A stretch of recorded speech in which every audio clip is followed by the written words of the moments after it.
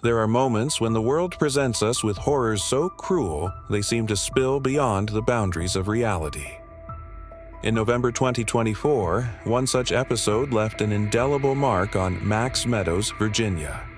Tiffany Nicole Dunford, a seemingly ordinary woman, was caught off guard while sitting on an outdoor sofa and brutally set on fire by another woman, Savannah Renee Adams. The case shocked the United States not only because of the act's brutality, but also due to its symbolic nature, charged with psychic intensity.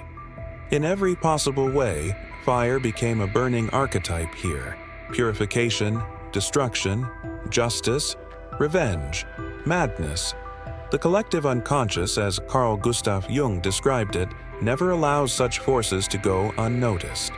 Faced with such violence, the first question that echoes is, how could anyone predict or prevent such a visceral, unexpected attack?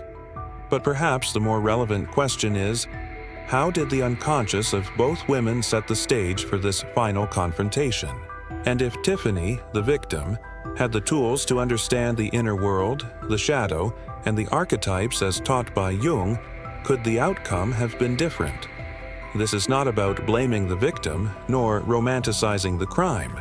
It is about understanding the deep psychic mechanisms that sometimes operate at the margins of consciousness, and that, if left unrecognized, can thrust us into the heart of tragedies already being woven in the backstage of the soul. According to Jung's analytical psychology, every human experience is shaped by invisible, profound forces that operate both individually and collectively. These forces, the archetypes, act as primordial patterns that structure emotions, behaviors, and even tragedies. Fire, for example, is an ambiguous archetype. It can represent the light of consciousness and spiritual transformation, but also irrational fury, destruction, emotional hell. Tiffany was burned, and this symbol, in Jung's eyes, would not be a mere accident or random sadistic choice.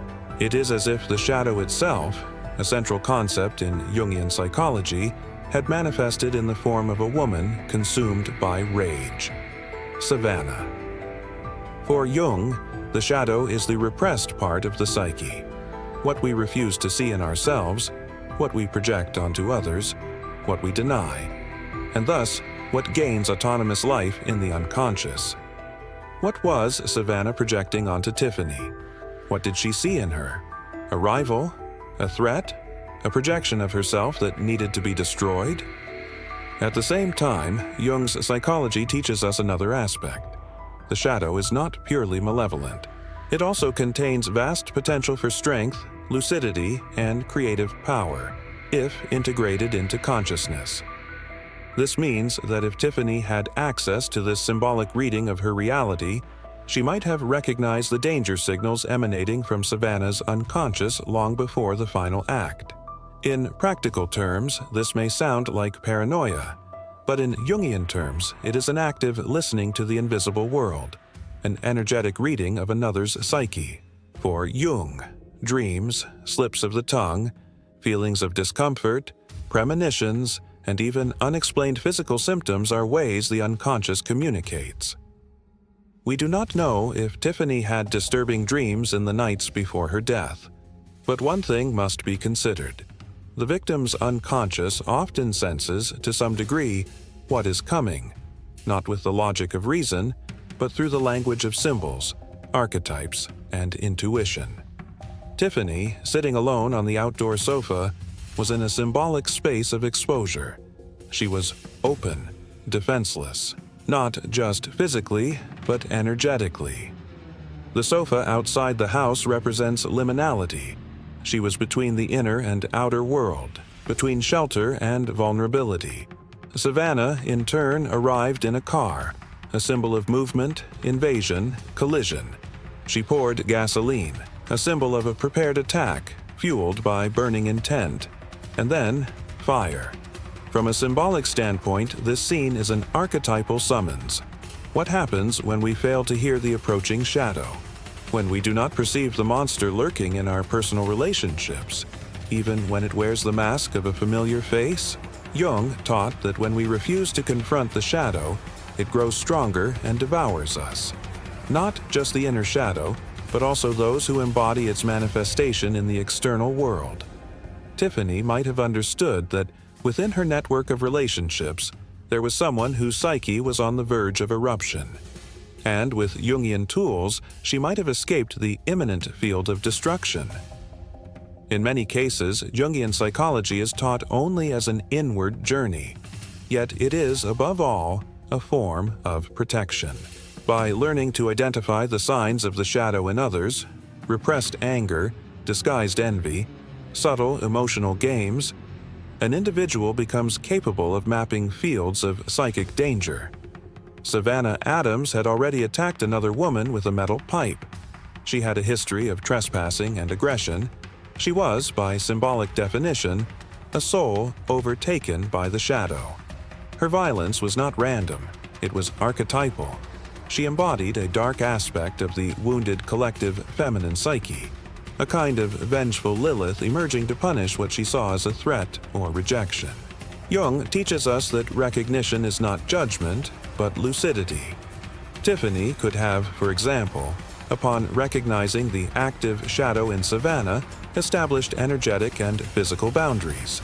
She could have avoided interaction.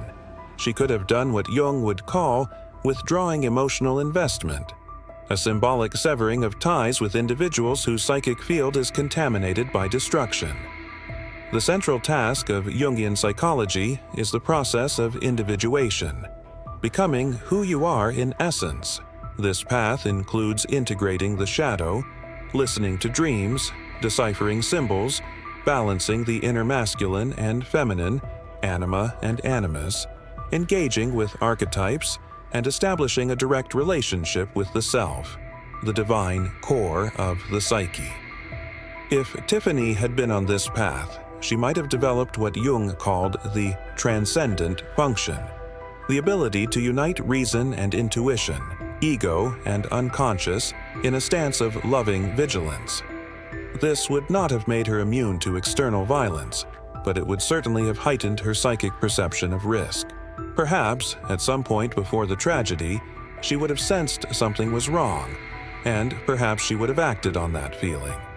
People undergoing individuation develop what Jung called a psychic protection aura, not in a simplistic esoteric sense, but as a result of expanded awareness.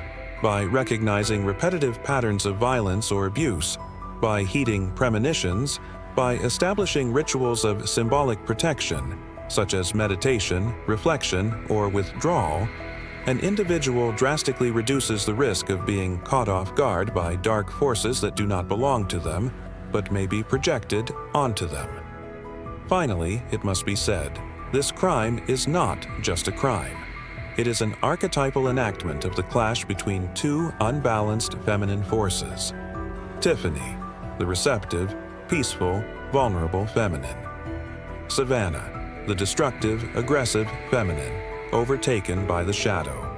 It is as if the two represented opposite poles of a wounded psyche, and fire was the only means the collective unconscious found to dramatize this imbalance. How often do such crimes occur because society as a whole refuses to face its shadow?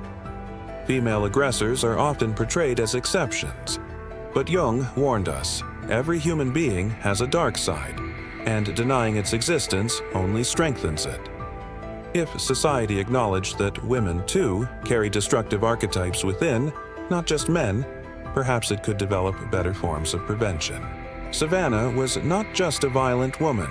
She was an erupting archetype, and Tiffany unfortunately became the altar of that manifestation. Tiffany Dunford did not have the chance to defend herself physically, but perhaps, with the right knowledge, she could have defended herself psychically and spiritually. Jung-Au's analytical psychology offers a navigational map for a world where invisible forces are more dangerous than visible ones. By understanding the signs of the shadow, by developing self-awareness, and by respecting the unconscious's warnings, anyone, regardless of their background, can avoid falling into the tragic traps of unconscious fate. The fire that consumed her was not merely physical, it was symbolic, and as such, it leaves a legacy for all of us. The urgent need to dive into our own darkness before it devours us, or worse, burns those around us.